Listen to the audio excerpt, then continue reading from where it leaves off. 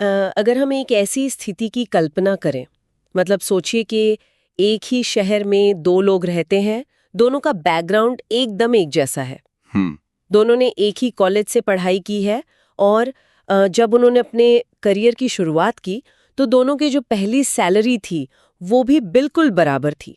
बाहर से देखने पर सब कुछ एक सामान्य रास्ते पर चलता हुआ दिखाई देता है। बिल्कुल एक टिपिकल शुरुआत। हाँ, लेकिन आप समय के पहिए को थोड़ा आगे घुमाते हैं। हम्म। ठीक 10 साल बाद की तस्वीर देखते हैं।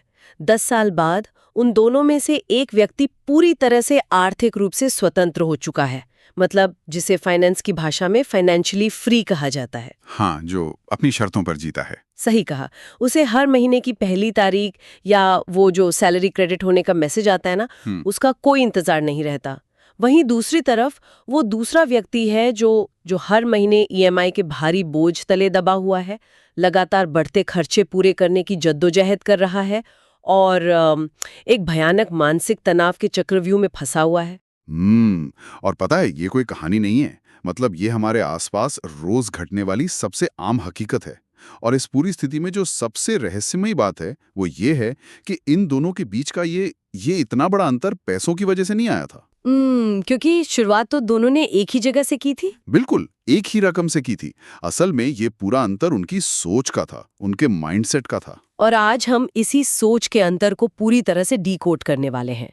इस गहरी चर्चा के लिए हमारे पास जो स्रोत है वो कोई बहुत मोटी बोरिंग अर्थशास्त्र की किताब नहीं है। हाँ, कोई अकादमिक रिसर्च पेपर भी नहीं है। एकदम नहीं, बल्कि ये इंटरनेट के एक कोने से निकाला गया एक साधारण सा गूगल कीप डॉक्यूमेंट है। किसी ने इसमें बहुत ही कच्चे, सीधे और बेबाक तरीके से कुछ नोट्स लिखे हैं, लेकिन इन छोटे छोटे पॉइंट्स में जो गहराई है वो वाकई कमाल की है। और आज के हमारे इस पूरे विश्लेषण का जो मुख्य मिशन है वो यही है, मिडिल क्लास माइंडसेट और रिच माइंडसेट के बीच के उन बुनियादी अंतरों को समझना, क्योंकि यही अंतर किसी भी इंसान का पूरा आर्थिक भविष्य तय कर देते हैं। इस पूरे डॉक्यूमेंट का एक ही मूल मंत्र है, सोच बदलो, जिंदगी बदलो। सोच बदलो, जिंदगी बदलो। बिल्कुल। इस डॉक्यूमेंट की सबसे बड़ी खूबी मुझे यही लगी कि ये बहुत ही व्यावहारिक बात करता है। मतलब ये दिखाता है कि कैसे रोजमर्रा की छोटी छोटी सोच, पैसे को लेकर लिए गए छोटे छोटे फैसले आने वाले 10 या 20 सालों का पूरा ढांचा तैयार कर देते हैं। सही बात है। और इसमें सबसे पहला और शायद सबसे गहरा मुद्दा जो उठाया गया है वो है जॉब बनाम वैल्यू क्रिएशन, मतलब नौकरी और मूल्य निर्माण के बीच की बहस। ये पॉइंट बहुत ही जबरदस्त है। अगर हम अपने समाज के ढांचे को देखें तो बचपन से ही एक साधारण सोच हमेशा एक सुरक्षित नौकरी के इर्द गिर्द बुनी जाती है। फिक्स्ड सैलरी वाली सोच। हाँ, अच्छे नंबर लाओ, एक सुरक्षित जॉब पकड़ो और फिर लाइफ सेट। सब कुछ इसी एक वाक्य पर आकर सिमट जाता है। मतलब एक ऐसा सुरक्षित दायरा तलाशने की कोशिश होती है जहाँ कोई रिस्क ना हो, बस हर महीने के अंत में एक तय रकम बैंक खाते में आ जानी चाहिए। एक तरह की गारंटी। जी, ये सोच एक तरह की सुरक्षा तो जरूर देती है, लेकिन डॉक्यूमेंट ये साफ करता है कि ये सुरक्षा असल में एक बहुत बड़ी कीमत वसूलती है। और वो कीमत है जीवन में कुछ बड़ा हासिल करने की संभावनाओं का हमेशा के लिए खत्म हो जाना। बिल्कुल। इस बात को अगर रिच माइंडसेट के नजरिए से देखें तो पूरी तस्वीर ही बदल जाती है। अमीर सोच वाले लोग सिर्फ एक सुरक्षित नौकरी तक खुद को सीमित रखने में विश्वास नहीं करते। उनका पूरा फोकस खुद को अपग्रेड करने, नई स्किल्स विकसित करने और वैल्यू क्रिएशन पर होता है। वैल्यू क्रिएशन मतलब दूसरों के लिए कुछ मूल्य पैदा करना। हाँ, एक बंदी बंदाई नौकरी में अपना समय काटने के बजाय वो खुद से एक बहुत ही अलग सवाल पूछते हैं। वो पूछते हैं कि मैं कितने लोगों की समस्या सुलझा रहा हूँ। मैं कितने लोगों की समस्या सुलझा रहा हूँ। ये विचार वाकई नजरिया बदलने वाला है, क्योंकि एक आम नौकरी में एक व्यक्ति दिन भर में सिर्फ अपने बॉस या अपनी कंपनी की एक छोटी सी समस्या सुलझा रहा होता है और उसी के बदले उसे एक सीमित सैलरी मिलती है। सही कहा। लेकिन जब फोकस वैल्यू क्रिएशन पर आ जाता है तो दायरा बहुत बड़ा हो जाता है। अगर कोई व्यक्ति एक ऐसा सॉफ्टवेयर बना दे या कोई ऐसी सर्विस शुरू कर दे जो एक साथ 10,000 या 1 लाख लोगों की कोई रोजमर्रा की मुश्किल आसान कर रही हो, तो उसको प्रभाव कितना बड़ा होगा। और यही व्यापार और पैसे का सबसे बुनियादी नियम है। जहां लोगों के लिए वैल्यू पैदा होती है, जहां उनकी कोई समस्या हल होती है, वहां पैसा बाय प्रोडक्ट के रूप में खुद ब खुद आ जाता है। लेकिन मिडिल क्लास सोच किसी भी तरह के रिस्क से बहुत डरती है। वो उस रिस्क को एक खतरे के रूप में देखती है जिससे दूर भागना चाहिए। वहीं रिच माइंडसेट उसी रिस्क को एक बेहतरीन अवसर के रूप में देखता है। उन्हें पता होता है कि बिना कुछ नया ट्राई किए बड़ी छलांग नहीं मारी जा सकती। बिल्कुल। जब हम वैल्यू क्रिएशन और पैसा कमाने की बात करते हैं तो अपने आप ये सवाल उठता है कि उस कमाए हुए पैसे का आखिर करना क्या है। सबसे बड़ा सवाल। हाँ, और यहीं पर इस डॉक्यूमेंट का सबसे दिलचस्प और शायद सबसे ज्यादा गलत समझा जाने वाला हिस्सा सामने आता है। सेविंग वर्सेस इन्वेस्टिंग, यानी बचत और निवेश का अंतर। यहाँ पर स्रोत में रिच डैड पुअर डैड किताब के उस मशहूर सिद्धांत का जिक्र किया गया है, जो हमारी पारंपरिक सोच पर सीधा प्रहार करता है। उस किताब और इस नोट्स का जो सार है वो ये है कि साधारण मानसिकता का पूरा जोर सिर्फ और सिर्फ पैसा बचाने पर होता है। पैसे बचाओ, गुल्लक में डालो। हाँ, या बैंक में एफडी कराओ और फिर उस पैसे के सुरक्षित होने का एहसास लेकर अगली सैलरी का इंतजार करो। लेकिन महंगाई जिस रफ्तार से बढ़ती है, वो सिर्फ बचाया हुआ पैसा असल में समय के साथ अपनी कीमत खो रहा होता है। ये बहुत कम लोग समझते हैं। और इससे भी बड़ी बात जो इस डॉक्यूमेंट में सामने आती है वो है एसेट्स यानी संपत्ति और लाइबिलिटीज यानी देनदारियों के बीच का भ्रम। और ये भ्रम तो हमारे समाज में बहुत गहराई तक बसा हुआ है। इसे थोड़ा आसान भाषा में डिकोड करते हैं। अक्सर देखने में आता है कि लोग एक बहुत बड़ा घर लोन पर ले लेते हैं, भारी भरकम ईएमआई वाला घर। बिल्कुल, जिसकी एक बहुत बड़ी ईएमआई हर महीने उनके खाते से कट रही होती है। और फिर भी वो बहुत गर्व से कहते हैं कि मैंने अपनी जिंदगी की सबसे बड़ी संपत्ति बना ली है। लेकिन क्या वो सच में संपत्ति है? डॉक्यूमेंट के अनुसार तो ये एक बहुत बड़ी आर्थिक भूल है। हाँ, एक साधारण सोच उस चीज को अपना एसेट मान लेती है जो असल में लगातार उनकी जेब से पैसा बाहर निकाल रही है। इसे फाइनेंस की दुनिया में सबसे बड़ा ट्रैप माना जाता है। देखिए, एसेट की बहुत ही सीधी सी परिभाषा है, कोई भी ऐसी चीज जो आपकी जेब में पैसा डाले, और लायबिलिटी वो है जो आपकी जेब से पैसा निकाले। बहुत ही सरल परिभाषा है। बिल्कुल। जब एक भारी ईएमआई वाला घर लिया जाता है तो वो हर महीने रख रखाव, टैक्स और ब्याज के रूप में पैसा बाहर खींच रहा होता है। इसके विपरीत रिच माइंडसेट वाले लोग केवल पैसे बचाने या बड़ी लायबिलिटीज इकट्ठा करने तक सीमित नहीं रहते। उनका लक्ष्य अलग होता है। हाँ, उनका मुख्य लक्ष्य उस बचाए हुए पैसे को सही जगह निवेश करना और असली एसेट्स बनाना होता है। असली एसेट्स मतलब वो संपत्तियां जो भविष्य में लगातार नया पैसा पैदा कर सके, जैसे कि कोई अच्छा स्टॉक पोर्टफोलियो हो गया, या कोई ऐसा बिजनेस जो ऑटो पायलट पर चल सके। हाँ, या फिर कोई कमर्शियल प्रॉपर्टी जहां से हर महीने एक फिक्स्ड रेंट आ रहा हो। उनका सीधा सा सिद्धांत है कि इंसान को जीवन भर पैसे के लिए काम नहीं करना चाहिए, बल्कि पैसे को एक कर्मचारी की तरह इंसान के लिए काम पर लगाना चाहिए। ये एक ऐसा चक्र है जहां पैसा ही पैसे को बनाता है। अमीर सोच वाले लोग एक ऐसा इकोसिस्टम तैयार करते हैं जहां उनका पैसा दिन रात उनके लिए काम कर रहा होता है, और जब पैसे खर्च करने की बारी आती है तो स्रोत में जो उदाहरण दिए गए हैं वो बहुत ही सटीक और आज के वास्तविकता से जुड़े हुए लगते हैं। खासकर वो खर्च बनाम संपत्ति वाला हिस्सा। बिल्कुल, उस हिस्से में इस बात पर गहरी चोट की गई है कि कैसे एक मिडिल क्लास मानसिकता सबसे पहले दिखावे पर खर्च करती है। ये तो हम रोज ही देखते हैं। हाँ, जैसे ही किसी का प्रमोशन होता है या थोड़ा सा भी एक्स्ट्रा पैसा हाथ में आता है, सबसे पहला विचार क्या आता है? एक नई चमकदार कार खरीदने का या ईएमआई पर सबसे महंगा आईफोन लेने का। Status symbol. जी, ये असल में समाज में अपना स्टेटस दिखाने की एक जबरदस्त होड़ है। ऐसा लगता है जैसे जैसे अमीर दिखना अमीर होने से ज्यादा जरूरी हो गया है। इस तरह की सोच में निवेश की बात तो कहीं बहुत पीछे छूट जाती है और दिखावा सबसे आगे आ जाता है। और यहीं पर कैश फ्लो का सिद्धांत पूरी तरह से गेम बदल देता है। रिच माइंडसेट के नजरिए से देखा जाए तो तस्वीर एकदम उलट होती है। इस डॉक्यूमेंट के नोट्स बताते हैं कि एक अमीर सोच वाला व्यक्ति कोई भी बड़ी चीज जैसे कि कोई लग्जरी कार खरीदने से पहले खुद से एक बहुत ही कड़वा लेकिन व्यवहारिक सवाल पूछता है। वो सवाल क्या है? वो पूछता है कि क्या ये कार मुझे पैसा कमा कर देगी या सिर्फ मेरा खर्च बढ़ाएगी। उनका पहला कदम कभी भी दिखावा नहीं होता। तो इसका मतलब ये है कि क्या वो लोग अपनी इच्छाओं को मार देते हैं? बिल्कुल नहीं। हाँ, इस डॉक्यूमेंट को गहराई से पढ़ने पर समझ आता है कि उनका तरीका बस थोड़ा अलग है। उनका पहला कदम हमेशा निवेश करना, बिजनेस खड़ा करना या कोई ऐसा सिस्टम बनाना होता है जिससे एक रेगुलर कैश फ्लो आता रहे। पैसिव इनकम आती रहे। बिल्कुल, यानी उनका पूरा जोर इस बात पर होता है कि पहले एक ऐसा एसेट बने जो हर महीने आमदनी दे, और फिर उस एसेट की आमदनी से लग्जरी कार या महंगे फोन के शौक पूरे किए जाएं। मूल जमा पूंजी को दिखावे में कभी खत्म नहीं किया जाता। इसे ऐसे भी समझा जा सकता है कि वो अपनी लग्जरी खुद नहीं खरीदते, बल्कि उनके बनाए हुए एसेट्स उनके लिए वो लग्जरी खरीदते हैं। क्या बात है, बहुत ही स्पष्ट नजरिया है। अब अगर हम इस चर्चा के अगले और सबसे महत्वपूर्ण हिस्से की तरफ बढ़ें, तो वो है समय और पैसे के बीच का रिश्ता। अक्सर महीने के अंत में जब खर्चे बढ़ जाते हैं और पैसों की तंगी महसूस होती है, तो एक साधारण सोच का सबसे पहला समाधान क्या होता है? यही कि थोड़ा ओवर टाइम कर लेते हैं। हाँ, या संडे को भी काम कर लेते हैं तो कुछ एक्स्ट्रा पैसा मिल जाएगा। ये एक ऐसा जाल है जिसमें अक्सर लोग फंस जाते हैं। ये पूरी तरह से अपने समय को पैसे के बदले बेचने वाली बात हो गई।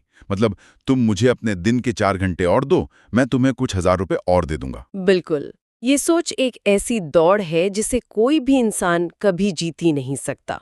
क्यों? क्योंकि चाहे दुनिया का सबसे सफल इंसान हो या एक आम मजदूर, हर किसी के पास दिन में केवल 24 घंटे ही होते हैं। आप एक सीमा से ज्यादा काम कर ही नहीं सकते। और अमीर सोच वाले लोग इस बुनियादी गणित को बहुत अच्छी तरह से समझते हैं। वो समय को दुनिया की सबसे कीमती संपत्ति मानते हैं, यहां तक कि पैसे से भी ज्यादा कीमती। इसलिए वो चंद रुपयों के लिए अपना कीमती समय बेचने के बजाय ऐसे सिस्टम बनाने पर अपनी ऊर्जा लगाते हैं जो पैसिव इनकम उत्पन्न कर सकें। पैसिव इनकम यानी वो पैसा जिसके लिए आपको लगातार हर दिन 8 घंटे काम नहीं करना पड़ता। और स्रोत में इसके बहुत ही बेहतरीन और आधुनिक उदाहरण दिए गए हैं जो आज के डिजिटल युग में बहुत प्रासंगिक हैं। जैसे कि अपना कोई छोटा सा बिजनेस खड़ा करना जिसे बाद में कोई और मैनेज कर सके, या फिर कोई ऑनलाइन सिस्टम बनाना। हाँ, जैसे एक YouTube चैनल शुरू करना, कोई ई बुक लिखना या डिजिटल प्रोडक्ट्स बनाकर बेचना। ये ऐसी चीजें हैं जिन्हें एक बार बनाने में भारी मेहनत, रिसर्च और समय लगता है, लेकिन एक बार जब ये तैयार हो जाते हैं और इंटरनेट पर पब्लिश हो जाते हैं, तो उसके बाद ये बिना किसी अतिरिक्त समय दिए लगातार आय का साधन बन जाते हैं। इसे ही असल में सिस्टम बनाना कहते हैं। एक ऐसा इकोसिस्टम तैयार कर देना जहां व्यक्ति रात को सो भी रहा हो, तब भी उसका सिस्टम उसके लिए काम कर रहा हो और कमाई चालू रहे। पैसे के लिए काम करने की बजाय पैसा आपके लिए काम करे। बिल्कुल, ये सिर्फ पैसा कमाने की बात नहीं है, बल्कि ये अपने समय को वापस खरीदने और आजादी पाने का विचार है। आगे बढ़ते हुए इस नोट्स में एक और बहुत ही गहरे मनोवैज्ञानिक पहलू पर बात की गई है, जिस पर अक्सर लोग चर्चा करने से बचते हैं, और वो है कंफर्ट जोन और जिम्मेदारी का विषय। ये हिस्सा थोड़ा चुभने वाला हो सकता है, लेकिन ये सच है। अक्सर देखा जाता है कि एक सुरक्षित लेकिन सीमित सोच हमेशा गलतियों से बहुत डरती है। एक ऐसी मानसिकता होती है जहां हर कोई बस एक स्थिर और बिना उतार चढ़ाव वाली जिंदगी चाहता है। कोई रिस्क नहीं लेना चाहता। हाँ, और अगर जिंदगी में कुछ गलत हो जाए, कोई बिजनेस आइडिया फेल हो जाए या करियर में कोई रुकावट आ जाए, तो सबसे आसान रास्ता चुना जाता है।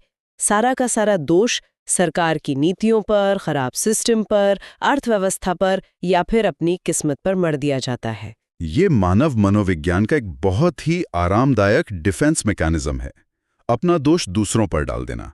क्योंकि जब असफलता का कारण किसी और को मान लिया जाता है, तो खुद कुछ बदलने की, खुद पर मेहनत करने की सारी जिम्मेदारी खत्म हो जाती है। इंसान खुद को तसल्ली दे देता है कि इसमें मेरी कोई गलती नहीं थी।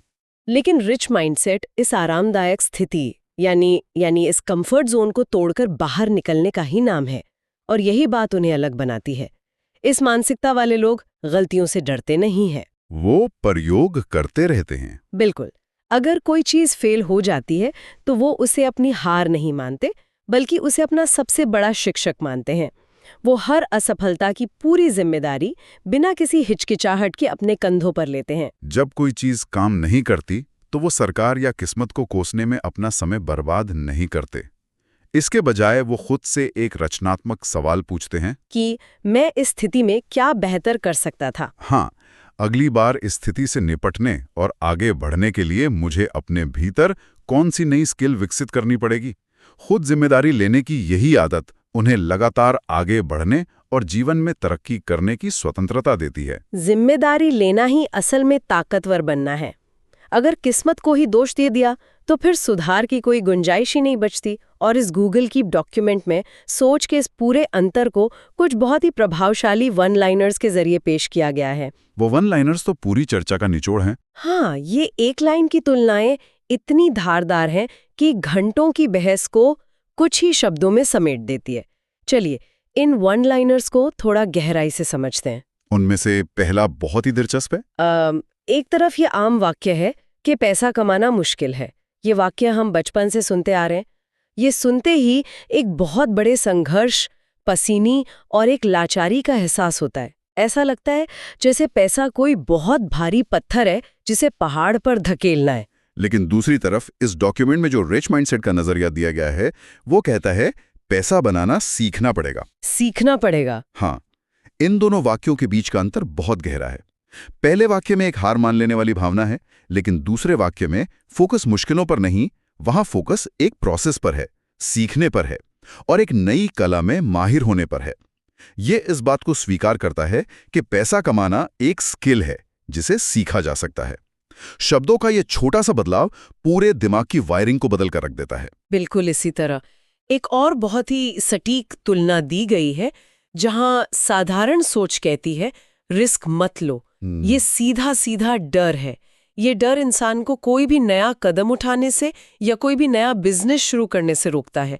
लेकिन इसके ठीक विपरीत एक अमीर सोच कहती है कैलकुलेटेड रिस्क लो। यहाँ कैलकुलेटेड शब्द बहुत महत्वपूर्ण है। इसका मतलब ये बिल्कुल नहीं है कि बिना सोचे समझे किसी भी खतरे में आग बंद करके कूद जाना है या अपनी सारी जमा पूंजी दांव पर लगा देनी है। बिल्कुल नहीं। इसका मतलब है किसी भी अवसर के हर पहलू को समझना, पूरी जानकारी जुटाना, डेटा का विश्लेषण करना, सबसे खराब स्थिति की तैयारी करना और फिर समझदारी के साथ जोखिम उठाना। बिना रिस्क के रिवॉर्ड की उम्मीद करना बेईमानी है। और इन सब में जो सबसे जबरदस्त और समाज की सच्चाई को बयान करने वाली तुलना इस डॉक्यूमेंट में दी गई है, वो है समाज के डर वाली। एक तरफ सोच है लोग क्या कहेंगे और दूसरी तरफ की सोच है रिजल्ट क्या होगा। सबसे बड़ी बीमारी, लोग क्या कहेंगे। हाँ, अगर हम अपने आसपास ध्यान से देखें तो ऐसा लगता है कि दुनिया में न जाने कितने बेहतरीन बिजनेस आइडियाज, कितनी किताबें और कितने ही शानदार सपने सिर्फ इसलिए दम तोड़ देते हैं क्योंकि शुरुआत करने से पहले ही ये डर हावी रहता है कि अगर मैं फेल हो गया तो रिश्तेदार क्या कहेंगे। ये एक बहुत बड़ी मनोवैज्ञानिक बाधा है। जबकि जिन्हें वाकई जीवन में कुछ बड़ा करना होता है, उनका पूरा ध्यान सिर्फ इस बात पर होता है कि जो काम वो कर रहे हैं उसका अंत में रिजल्ट क्या होगा। अगर काम का परिणाम सही है, अगर वो लोगों के जीवन में वैल्यू क्रिएट कर रहा है, तो शुरुआत में लोग क्या कहेंगे इस बात का कोई मतलब नहीं रह जाता। सफलता मिलने के बाद वही लोग अक्सर तारीफ करने लगते हैं। ये तो है। अगर हम इस पूरी लंबी और दिलचस्प चर्चा का एक निचोड़ निकालें तो इस गूगल कीप डॉक्यूमेंट से एक बात बिल्कुल शीशे की तरह साफ होकर बाहर आती है। बात यह है कि आर्थिक रूप से मिडिल क्लास होना अपने आप में कोई समस्या या बुराई नहीं है। बिल्कुल नहीं।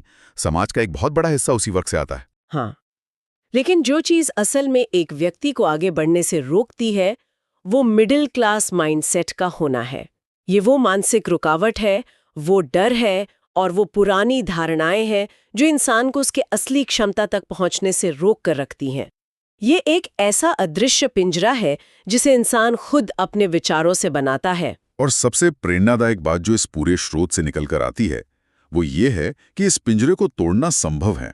अगर कोई भी व्यक्ति लगातार नई स्किल सीख रहा है, निवेश कर रहा है, नए अवसरों के लिए कैलकुलेटेड रिस्क ले रहा है और लॉन्ग टर्म का सोच रहा है, तो वास्तव में वो व्यक्ति पहले से ही अपने भीतर एक रिच माइंडसेट विकसित कर रहा है। स्रोत का ये अंतिम संदेश बहुत ही स्पष्ट है कि अपनी सोच बदलने में किसी का एक भी रुपया नहीं लगता।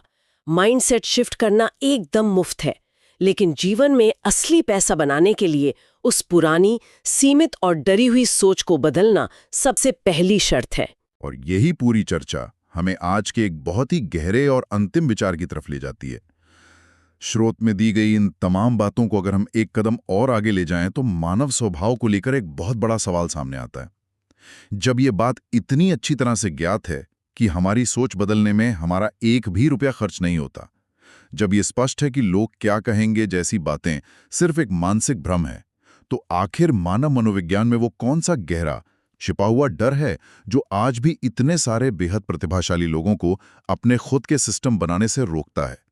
वो कौन सी अनदेखी मनोवैज्ञानिक जंजीर है जो उन्हें उसी पुरानी सुरक्षित दौड़ में बांध कर रखती है, जबकि आर्थिक आज़ादी का रास्ता उनके सामने खुला हुआ है? ये एक ऐसा सवाल है जिस पर गहराई से सोचने की आवश्यकता है।